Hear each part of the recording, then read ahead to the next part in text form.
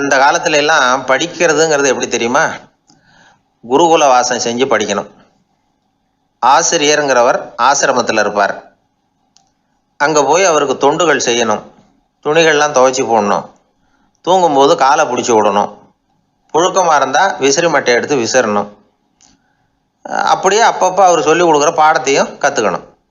அவர் சொல்லிக் கொடுக்குற பாடங்களை ஓலைச்சுவடிகளில் எழுதிக்கணும். இதுதான் குருகுல வாசம்ங்கிறது. இப்போ மாதிரிலாம் கிடையாது.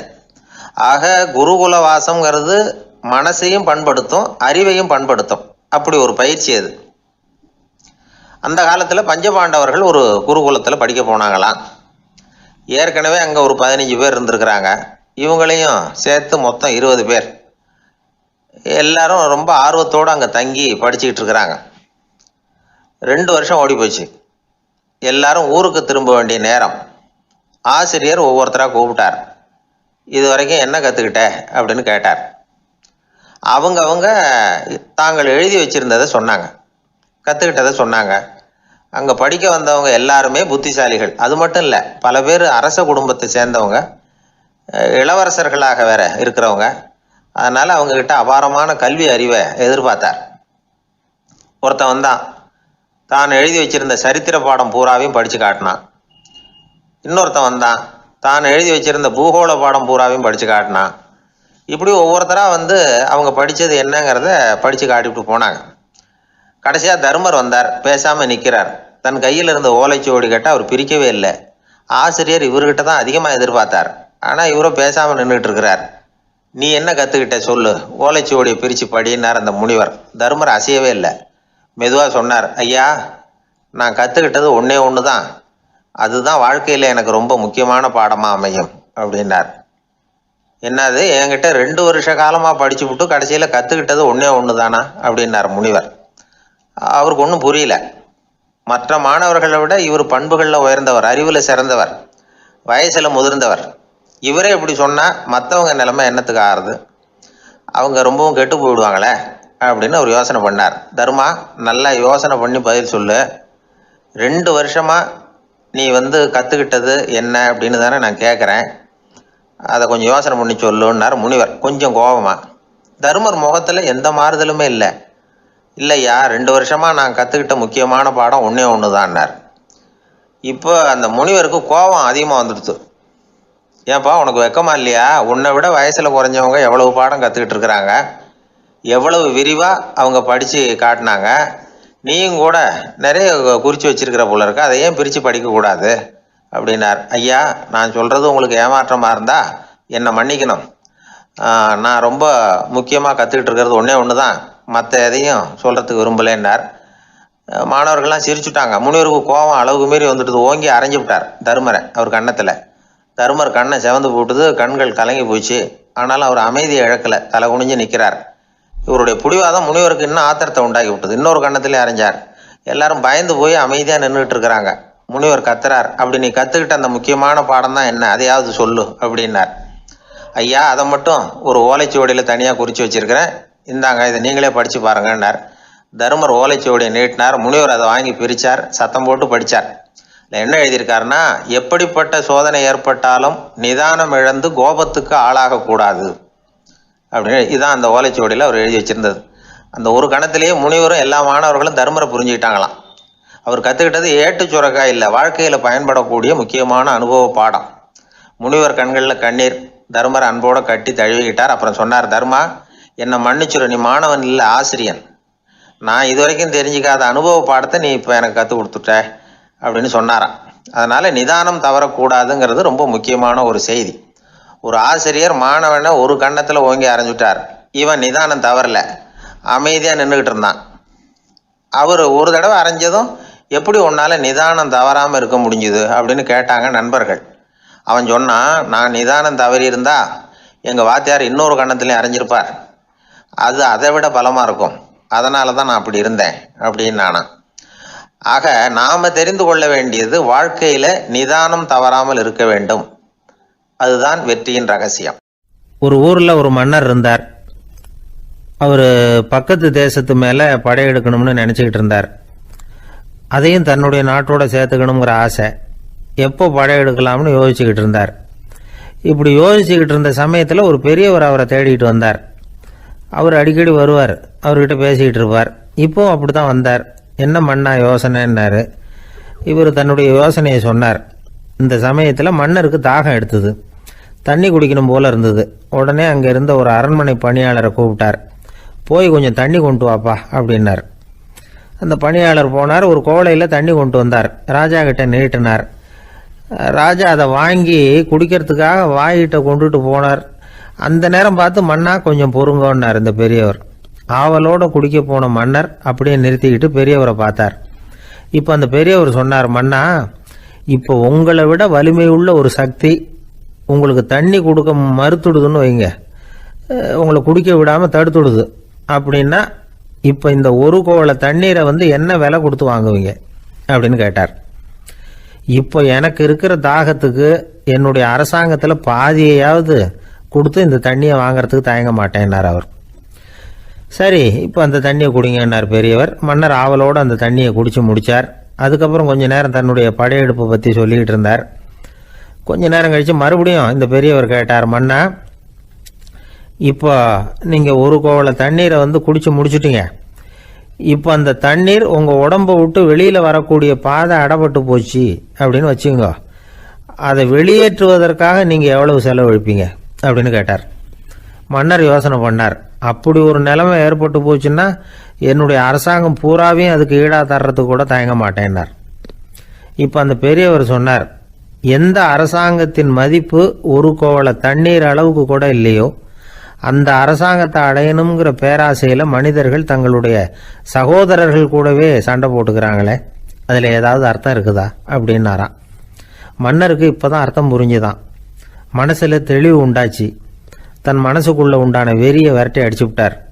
அதுக்கப்புறம் நிம்மதியாக ஆட்சி புரிஞ்சார். இப்படி ஒரு கதை. உயிருக்கு என்ன விலை கொஞ்சம் யோசனை பண்ணி பாருங்கள். ஆனால் அது இப்போ எவ்வளோ மலிவாக போயிட்டுது, அதையும் யோசனை பண்ணி பாருங்களேன். ஆசை பேராசையாக மாறுது, அப்புறம் அது வெறியாக ஆகுது, அதுக்கப்புறம் பைத்தியம் பிடிக்குது. இந்த காலத்து மனிதர்களுக்கு 2 விதமான பைத்தியம் பிடிச்சிருக்கிறதாக ஒரு பெரியவர் சொல்கிறார். ஒன்று பணம், இன்னொன்று அதிகாரம். இதெல்லாம் எவ்வளவு காலத்துக்கு நீடிக்கும்? ஒரு சர்வாதிகார நாட்டில் 3 பேர் ஜெயிலில் இருட்டு அறையில் பேசிக்கிட்டு இருக்கிறாங்க. நீ எப்படி இந்த ஜெயிலுக்கு வந்த அப்படின்னு ஒருத்தர் கேட்டாராம். இந்த நாட்டு ராஜாவை ஆதரித்து நான் பிரச்சாரம் பண்ணினேன், அதனால் கூட்டத்தில் தகராறு வந்துட்டுது, கலவரமாக போச்சு, அதுக்கு நான் தான் காரணம்னு அரெஸ்ட் பண்ணி இங்கே கொண்டாந்து போட்டாங்க அப்படின்னாராம் அவர்.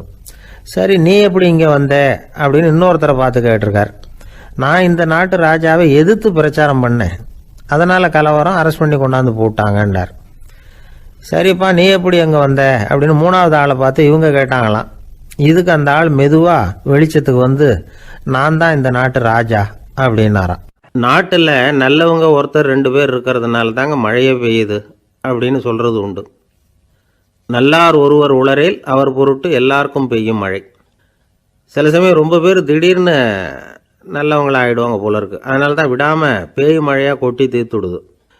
எல்லாரும் நல்லவங்களாகிட்டால் உலகமே தாங்காது போல இருக்கே.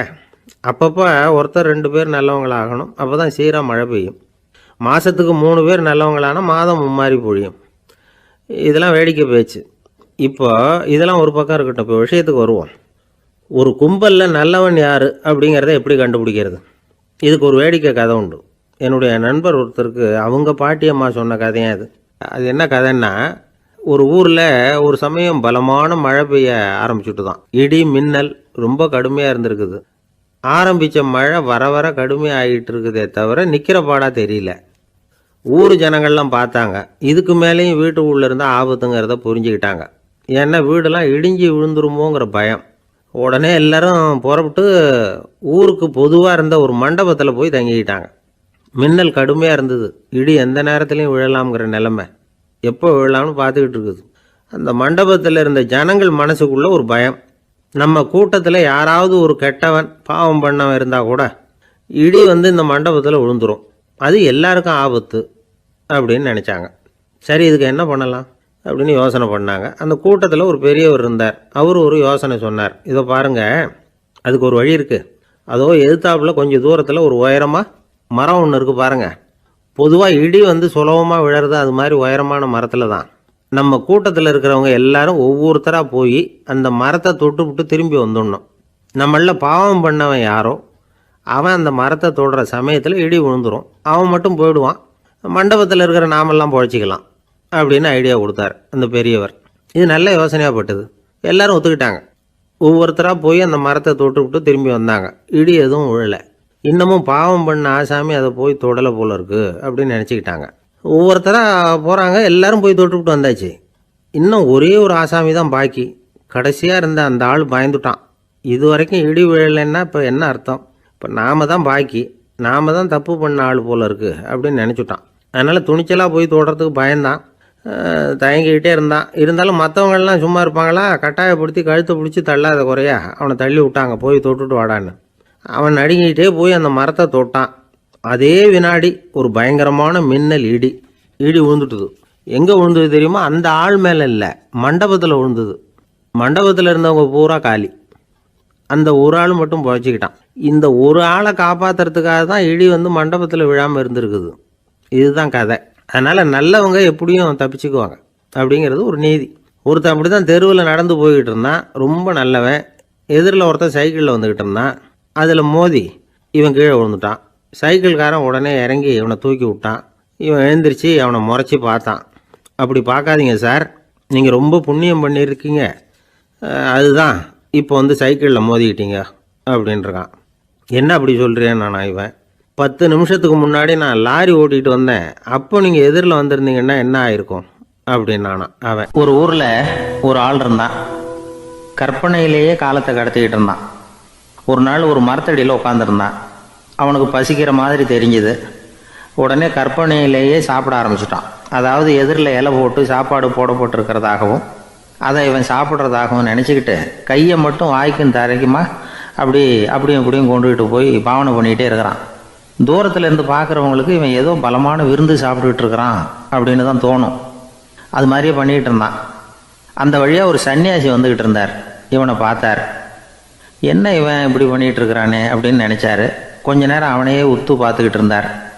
இவரை பார்த்ததும் அவன் இன்னமும் சுவாரஸ்யமாக சாப்பிட ஆரம்பிச்சிட்டான். அப்பப்பா, என்ன இது, இந்த குழம்பு இவ்வளவு காரமாக இருக்குது, என்னுடைய நாக்கே எரிஞ்சு போடும் போல இருக்கு அப்படின்னு சொல்லிக்கிட்டு பக்கத்தில் ஒரு குவளையை எடுத்து தண்ணி குடிக்கிறது மாதிரி பாவனை பண்ணுறான். அப்பாடா, இப்போ கொஞ்சம் பரவாயில்ல அப்படின்னு சொல்லிக்கிட்டு குவளையை கீழே வைக்கிறது மாதிரி ஒரு பாவனை பண்ணுறான். சன்னியாசி பார்த்தார். என்னப்பா, சாப்பாட்டில் காரம் அதிகமோ அப்படின்னார். ஆமாம் சுவாமி, ஞாபகம் மறதியில் கொஞ்சம் மிளகாய் அதிகமாக சேர்த்துக்கிட்டேன் அப்படின்னா. சரி சாப்பிடு அப்படின்னு சொல்லிட்டார். அவன் சாப்பிட்டு முடிக்கிற வரைக்கும் பொறுமையாக உட்காந்துருந்தார். அவன் அப்பாடா அப்படின்னு சொல்லிட்டு மறுபடியும் தண்ணியை எடுத்து குடித்தான். எல்லாம் கற்பனையிலேயே. அதுக்கப்புறம் சன்னியாசி பேச ஆரம்பித்தார். இதை பாருப்பா, உன்னுடைய கற்பனையை நான் மெச்சுறேன், இருந்தாலும் உன் சாப்பாட்டில் ஒரு இனிப்பையும் வச்சுருக்கலாமே, ஏன் மிளகாயை அளவுக்கு அதிகமாக போட்டுவிட்டு அவஸ்தைப்படுறேன் அப்படின்னார். அவன் யோசிக்க ஆரம்பித்தான். அதுக்கப்புறம் இவர் சொன்னார், இதை பாருப்பா, இனிமேல் உன்னுடைய கற்பனையும் உயர்ந்ததாக இருக்கட்டும் அப்படின்னு உபதேசம் பண்ணிவிட்டு போனார். எப்பவும் உயர்வை பற்றியே சிந்திக்கணும். உயர்வு கிடைக்கலன்னா கூட அப்படி சிந்திக்கிறத நிறுத்தப்படாது அப்படிங்கிறார் திருவள்ளுவர். உள்ளுவது எல்லாம் உயர் உள்ளல், மற்ற அது தள்ளினும் தள்ளாமை நேர்த்து. ஊக்கம் இல்லாமல் உலகத்தில் வாழ்ந்து பிரயோஜனம் இல்லை. அதனால் உயர்வாகவே சிந்திக்கணும். அது நம்மளை ஊக்கப்படுத்தும். இது பெரியோர் வாக்கு. இந்த உலகத்தில் கற்பனையிலேயே வாழ்கிற சில கஞ்சர்களும் உண்டு. அதாவது 2 கஞ்சர்கள், 2 பேரும் பக்கத்து ஊரில் இருந்தாங்க. பொங்கல் சமயம். ஒரு கஞ்சன் தன்னுடைய மகனை கூப்பிட்டான். இதை பாருப்பா, பக்கத்து ஊரில் என்னுடைய நண்பன் ஒருத்தன் இருக்கிறான், அவனுக்கு பொங்கல் பரிசு ஏதாவது கொடுக்கணும், நான் ஒரு 4 ஆட்டுக்குட்டியை தரேன், நீ கொண்டுகிட்டு போய் கொடுத்துட்டு வந்துவிடுறியா அப்படின்னு கேட்டான். சரி, நான் புள்ள, ஒரு பைய கையில் எடுத்துக்கோன்னா. அவன் எடுத்துக்கிட்டான். இந்த ஆட்டுக்குட்டி பிடிச்சிக்கோ அப்படின்னு சொல்லி ஒவ்வொன்றா போடுறேன் பார் அப்படின்னு சொல்லிட்டு 1 2 3 4 அப்படின்னு எண்ணிக்கிட்டே வெறும் சைகையாலேயே ஆட்டுக்குட்டியை பிடிச்சி போடுறது மாதிரி பாவனை பண்ணிகிட்டு இருக்கிறான். அவன் பிள்ளையும் அதை ரொம்ப அக்கறையாக வாங்கிக்கிறது மாதிரி வாங்கிக்கிட்டு அந்த பையை தூக்கிக்கிட்டு அடுத்த ஊருக்கு போகிறான். இவன் அங்கே போய் சேர்ந்த நேரத்தில் அந்த கஞ்சன் ஊரில் இல்லை, எங்கேயோ வெளியில் போயிருக்கிறான். அவனோட புள்ள மட்டும்தான் வீட்டில் இருந்தான். இவன் அவன்கிட்ட, இதை பாரு, எங்கள் அப்பா உங்கள் அப்பாவுக்கு ஆட்டுக்குட்டி கொடுத்து அனுப்பியிருக்கிறாரு, பிடிச்சிக்கோ அப்படின்னு சொல்லி பாவனையிலேயே ஒவ்வொன்றா எடுத்து அவங்ககிட்ட கொடுத்துட்டான். அவனும் வாங்கிட்டான் வாங்கிறது மாதிரி. அப்புறம் சொன்னான், சரிப்பா நானும் பதிலுக்கு ஏதாவது ஒன்றுகிட்ட கொடுக்கணும் இல்லையா, அதனால் அந்த பையை பிடி, ஒரு 10 எலும்பிச்சம்பழம் தரேன், பதிலுக்கு அதை நீ எடுத்துகிட்டு போ அப்படின்னு சொல்லி கையாலேயே ஒவ்வொன்றா எடுத்து போடுறது மாதிரி பாவனை பண்ணிவிட்டான். அவனும் ரொம்ப நன்றி அப்படின்னு சொல்லிவிட்டு அதை வாங்கிட்டு போயிட்டான். கொஞ்ச நேரம் கழித்து வெளியில் போயிருந்த அப்பங்காரன் திரும்பி வந்தான். உள்ளே சொன்னான், அப்பா உன்னோட நண்பர் அவருடைய மகன் மூலமாக உனக்கு 6 ஆட்டுக்குட்டி கொடுத்து அனுப்பியிருந்தார், நானும் பதிலுக்கு ஒரு 10 எலுமிச்சம்பழம் கொடுத்து அனுப்பியிருக்கிறேன் அப்படின்னா. எப்படிடா கொடுத்தேன்னு கேட்டார் அப்பா. இப்படி தான் கொடுத்தேன்னு சொல்லி சைகையிலேயே காட்டினான். இதை பார்த்து தான் அப்பங்காரனுக்கு பயங்கரமாக கோபம் வந்துட்டுது. பலார்னு அரைஞ்சுட்டான் பையனை. ஏன்ப்பா அரைஞ்ச, 10 எலுமிச்சம்பழம் கொடுத்துட்டேனே அப்படிங்கிறதுக்காகவா அப்படின்னு கேட்டான். அது கூட பரவாயில்ல, நீ காட்டுற சைகையை பார்த்தா ஆரஞ்சு பழம் சைஸுக்கு இருக்குதே, அவ்வளவு பெருசாக ஏன் கொடுத்த, அதுதான் எனக்கு கோபம் அப்படி. இயேசுநாதர்கிட்ட ஒருத்தர் வந்து கேட்டாராம், இயேசுவே என்னை எவ்வளவு நேசிக்கிறீர்கள் அப்படின்னு. அவர் தன்னுடைய 2 கைகளையும் அகல விரித்து இவ்வளவு என்று சொல்லி சிலுவையில் உயிர் நீத்தார் அப்படின்னு சொல்லுவாங்க. அதாவது அந்த நேசிப்புக்கு எல்லை கிடையாது, அதே போல் மன்னிப்புக்கும் எல்லை கிடையாது. இது இயேசுநாதர் சொல்லி கொடுத்த ஒரு பாடம். இயேசுனுடைய சீடர்களில் ஒருத்தன் பீட்டர், அவன் ஒரு நாள் இயேசுநாதர்கிட்ட கேட்டிருக்கான், இயேசுவே நான் வந்து என்னுடைய தம்பிக்கிட்ட அடிக்கடி சண்டை போட்டுக்கிட்டு இருக்கிறேன், என்னுடைய சகோதரன் கூட, அவனை நான் எத்தனை தடவை மன்னிக்கிறது, ஏற்கனவே 7 தடவை அவனை மன்னிச்சுட்டேன் அப்படின்னு சொல்லியிருக்கிறான். அப்போது இயேசு சொன்னாராம், மன்னிக்கிறதுக்கு எத்தனை தடவைங்கிற கணக்கெல்லாம் கிடையாது, எத்தனை தடவை உன்னுடைய சகோதரன் உன்னை கோபப்படுத்துகிறானோ அத்தனை தடவை நீ மன்னிக்கிறதுக்கும் தயாராக இருக்கணும், அதுதான் அப்படின்னு சொன்னாராம். அப்போ இவனுக்கு ஒன்றும் புரியல, இது என்ன அவன் தப்பு பண்ணிக்கிட்டே இருப்பான், நாம் மன்னிச்சுக்கிட்டே இருக்கிறதா அப்படிங்கிறது மாதிரி குழப்பமாக இருந்திருக்கிறான். அப்போது இயேசுநாதர் தன்னுடைய சீடன் பீட்டர்கிட்ட ஒரு கதை சொன்னாராம். அந்த கதை இன்றைக்கு நாம் வந்து எல்லாரும் சிந்தித்து பார்க்க வேண்டிய ஒரு கதை. அதாவது மன்னிப்பை விரும்புகிறவர்கள் மன்னிக்கவும் தயாராக இருக்க வேண்டும் அப்படிங்கிறது தான் அந்த கதையினுடைய தத்துவம். அந்த இயேசுநாதர் சொன்ன கதை என்னென்னா, ஒரு மன்னர் இருந்தார். அவர் ஒரு நாள் அரண்மனையில் உட்காந்து கணக்கு வழக்குகள்லாம் பார்த்துக்கிட்டு இருந்தார். நம்ம அரண்மனையிலேருந்து யார் யார் அரசாங்க கடன் வாங்கியிருக்கிறாங்க, யார் யார் திருப்பி செலுத்தியிருக்கிறாங்க அப்படிங்கிற விவரத்தையெல்லாம் பார்த்துக்கிட்டு இருந்தார். அப்போ தான் புரிஞ்சுது, அந்த அரண்மனையில் வேலை செய்கிற ஒருத்தனே அரசாங்க கடன் ஒரு வாங்கியிருக்கிறான். எவ்வளவு, 10,000 பொற்காசுகள் வாங்கியிருக்கான் கடன். இந்த 10,000 பொற்காசுகளை திருப்பி செலுத்தலை அரசாங்கத்துக்கு. இது மன்னர் கவனத்துக்கு வந்தது. உடனே நம்ம அரண்மனையில் இருக்கிறவனே அரசு கடன் வாங்கி திருப்பி செலுத்தாமல் இருக்கான், அவனை கூப்பிட்டு வாங்கன்னு சொல்லி கூப்பிட்டுட்டு வந்தாங்களாம். விசாரிச்சிருக்கிறாங்க, என்னப்பா நீ எவ்வளோ ஒன்று, ஆமாங்க 10,000 பொற்காசுகள் வாங்கியிருக்கிறேன், இன்னும் திருப்பி கட்டலைன்றான். உடனே அவர் மன்னர் சொல்லியிருக்கிறார், நம்ம சட்டத்திட்டப்படி நீ உடனே பணத்தை திருப்பி கட்டிடு, அப்படி உன்னால் கட்ட முடியலன்னா உன்னுடைய வீடு வாசல் சொத்து சுகம் எல்லாத்தையும் விற்று அந்த பணத்தை அரசு கருவூலத்தில் சேர்த்துக்கிறதுக்கு நானே ஏற்பாடு பண்ணிடுறேன் அப்படின்னு அந்த மன்னர் சொன்னாராம். இவன் அப்படியே அதிர்ச்சி ஆகிட்டான், அப்படியே பொத்துன்னு காலில் விழுந்தானா, மன்னா என்னை மன்னிச்சுங்க, என்னால் முடியல, எனக்கு மன்னிப்பு கொடுங்க அப்படின்ட்டுருக்கான். உடனே அவர் எழுந்திரிச்சு, சரி நீ மன்னிப்பு கேட்டுவிட்டேன், அதனால் உன்னை மன்னிக்கிறேன், நீ பணம் கட்ட வேண்டாம் அப்படின்னு சொல்லி அந்த மன்னர் அவனை விட்டுட்டாராம். பணத்தையும் தள்ளுபடி பண்ணிட்டார், நீ திருப்பி கட்ட வேண்டான்னு. இவனுக்கு ரொம்ப மகிழ்ச்சி, அதனால் ரொம்ப உல்லாசமாக வந்துகிட்டு இருக்கிறான். தெருவில் வந்துக்கிட்டு இருக்கிறப்ப இவங்கிட்ட கடன் வாங்கின ஒருத்தன் எதுக்கு வந்துக்கிட்டு இருக்கான். அவன் இவங்கிட்ட ஒரு 100 பொற்காசுகள் கடன் வாங்கியிருக்கான். அவன் வந்தான், இவன் போய் அவன் சாட்டையாக பிடிச்சிக்கிட்டான், நீ எப்படா என் கடனை திருப்பி கொடுக்க போகிறேன்னு. அவன் இப்போ முடியல, கொஞ்சம் பொறுத்துக்கா, அப்புறம் தரேன் இருக்கான். அதெல்லாம் முடியாது, நீ கொடுத்து தான் ஆகணும் அப்படின்னு இவன் புடிவமாக சொல்கிறான். இப்போ நிலைமையை பாருங்கள், இவன் ஏற்கனவே 10,000 பொற்காசுகள் அரசாங்கத்தில் கடன் வாங்கினா அதுக்கு மன்னிச்சு விட்டுட்டார் இவனை. ஆனால் இவன் இன்னொருத்தனை மன்னிக்கிறதுக்கு தயாராக இல்லை. இவங்கிட்ட கடன் வாங்கின இன்னொருத்தன் 10 பொற்காசுகள், அவனை மன்னிக்க தயாராக இல்லை. அவனை கொண்டு போய் நீதிமன்றத்தில் கொண்டு போய் நிறுத்தி தண்டனை வாங்கி கொடுத்துட்டான். நீதிபதி என்ன சொன்னார், அந்த இவன் வாங்கின பொற்காசுகளை திருப்பி கட்டுற வரைக்கும் ஜெயிலில் இருக்கணுங்கிறது தீர்ப்பு. ஆனால் உடனே அரசர் காதில் வந்து விழுந்தது. சொல்லிட்டாங்க, உங்ககிட்ட மன்னிப்பு வாங்கிட்டு போனானே ஒருத்தன், அவன் வந்து இன்னொருத்தனை மன்னிக்கிறதுக்கு தயாராக இல்லை, அவனை கொண்டு போய் ஜெயிலில் அடைச்சிட்டான் அப்படின்னு. உடனே மன்னர் பார்த்தார், இவனை மறுபடியும் கூப்பிட்டு வர சொன்னார். தபாரப்பா, நான் வந்து உன்னை மன்னிச்சு விட்டேன், ஆனால் நீ இன்னொருத்தனை மன்னிக்கிறதுக்கு தயாராக இல்லை, அதனால் என்னுடைய தீர்ப்பையும் மாற்றுறேன், நீயும் அரசு கடன் தீர்ற வரைக்கும் ஜெயிலில் தான் இருக்கணும் அப்படின்னு சொல்லி ஜெயிலுக்கு அனுப்பிச்சிட்டாராம். இப்படி ஒரு கதையை இயேசுநாதர் தன்னுடைய சீடருக்கு சொன்னதாக ஒரு வரலாறு. அது என்ன அதிலேருந்து நாம் புரிந்து கொள்ள வேண்டியதுன்னா, நாம் மன்னிக்கப்படணும்னு நாம் விரும்புகிறோம்னா நாம் இன்னொருத்தரை மன்னிக்கிறதுக்கு தயாராக இருக்கணும். அதனால் நாம் இன்னொருத்தரை யாரையும் மன்னிக்க மாட்டோம், ஆனால் என்ன இன்னொருத்தரை மன்னிக்கணும் அப்படிங்கிறது மாதிரி செய்யக்கூடாதுன்னு சொல்லுவாங்க. அது மாதிரி நாம் இப்போ இது தப்பாக புரிஞ்சுக்கிறவங்களும் இருக்கிறாங்க. பாவம் மன்னிப்புங்கிறதுலாம் எதுக்குன்னா, அதாவது மறுபடியும் பாவம் செய்யாமல் இருக்கிறதுக்காக தான். அதான் மன்னிக்கிறாரே அப்படிங்கிறதுக்காக மறுபடியும் பாவம் பண்ணிகிட்டு இருக்கிறது இல்லை. அதான் ஒருத்தர் கேட்டாராம், பாவத்திலேருந்து மன்னிப்பு கிடைக்கணும்னா நீ என்ன செய்யணும் அப்படின்னு கேட்டிருக்கார். அதுக்கு அவன் சொல்லியிருக்கிறான், நான் முதல்ல பாவம் செய்யணும், அப்போ தானே மன்னிப்பு கிடைக்கும் அப்படின்னு நானாம். இப்படிப்பட்டவர்கள் தான் இன்றைக்கி உலகத்தில் அதிகமாக இருக்கிறாங்க. அதனால் இந்த மன்னிப்பின் மகத்துவங்கிறது இயேசுநாதர்கிட்டேருந்து தான் நாம் புரிஞ்சுக்கணும். அந்த இயேசு சொன்ன அந்த மன்னிக்கிற மனோபாவம் இருந்தால் இன்றைக்கி உலகம் பூராவும் அமைதி பூங்காவாக இருக்கும். அதில் ஒன்றும் ஆச்சரியமே இல்லை, அதில் ஒன்றும் சந்தேகமும் இல்லை. அதனால் மன்னிக்கிற மனோபாவத்தை நாம் எல்லாரும் நமக்குள்ளே வளர்த்து கொள்ள வேண்டும் அப்படிங்கிறது தான் நாம் இன்றைக்கு எல்லோரும் சிந்தித்து பார்க்க வேண்டிய ஒரு செய்தி. ஒரு நண்பர் வந்தார், ரொம்பவும் இறுக்கமாக உடை அணிஞ்சிருந்தார். அதாவது ஆடைக்குள்ளே அவர் மாட்டிக்கிட்டு இருந்தது மாதிரி தெரிஞ்சது. ஏன் துணி குறைச்சலாக எடுத்துட்டிங்களா அப்படின்னு கேட்டோம். இல்லைங்க, எனக்கு எப்போவுமே இறுக்கமாக உடை அணிகிறது தான் பிடிக்கும் அப்படின்னார். ஒருத்தர் எப்படி உடை அணிகிறார் அப்படிங்கிறத வச்சு அந்த ஆள் எப்படிப்பட்டவர் அப்படிங்கிறத கண்டுபிடிச்சிடலாம். உடை அணிகிற விதம் ஒருத்தருடைய மனநிலையை வெளிப்படுத்துதான். இப்போ இறுக்கமான உடை அணிகிறவங்க பொதுவாக மன நிம்மதி இல்லாதவங்களாக இருப்பாங்களாம், கோபக்காரங்களாக இருப்பாங்களாம். ரொம்ப தொலைதொலைப்பாக ஆடை அணிகிறவங்க இருக்கிறாங்கல்ல, அவங்கெல்லாம் அமைதியான ஆளாக இருப்பாங்களாம், சாந்தமாக இருப்பாங்களாம். இவங்கெல்லாம் போராடுறதுக்கு சரியாக வரமாட்டாங்களாம். இப்படி ஒரு கணிப்பு இருக்குது. அதனால தான் போர் வீரர்களுக்கெல்லாம் இறுக்கமான உடையை தான் கொடுக்கறது வழக்கம். ஆனால் சன்னியாசிகளை பாருங்கள், அவங்களுக்கெல்லாம் ரொம்ப தொலை உடைகள் தான். அவங்கெல்லாம் டைட் பேண்ட் போட்டுக்கிட்டு நிற்க மாட்டாங்க சன்னியாசிகள்லாம்.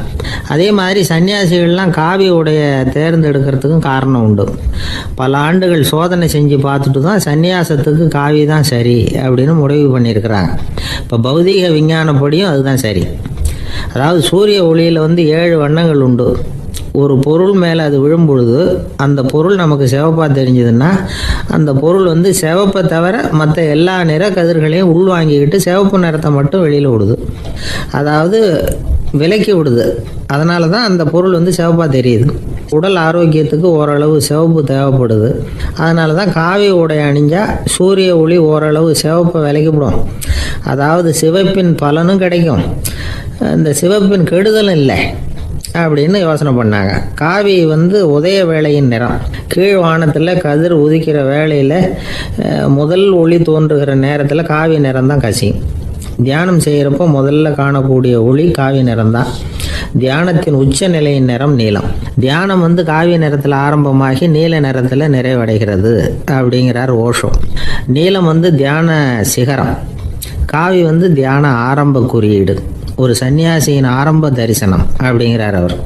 ஒருத்தர் நாள் பூரா காவி உடையே அணிஞ்சிருந்தா அந்த நிறம் அவருக்கு தியானத்தை பற்றிய நினைவை ஊட்டிக்கிட்டே இருக்கும். இப்படியே ஆடைக்கும் தியானத்துக்கும் இடையில் ஒரு தொடர் ஏற்படுது. ஒரு துறவியின் உள்ளார்ந்த பண்பாக அது மாறுது. கடை வீதியில் ஒரு பொருள் வாங்க போகிறோம், அது மறந்துடக்கூடாதுங்கிறதுக்காக ஞாபகம் முடிச்சு போட்டுக்கிறோம். அந்த முடிச்சுக்கும் பொருளுக்கும் தொடர்பு இல்லை.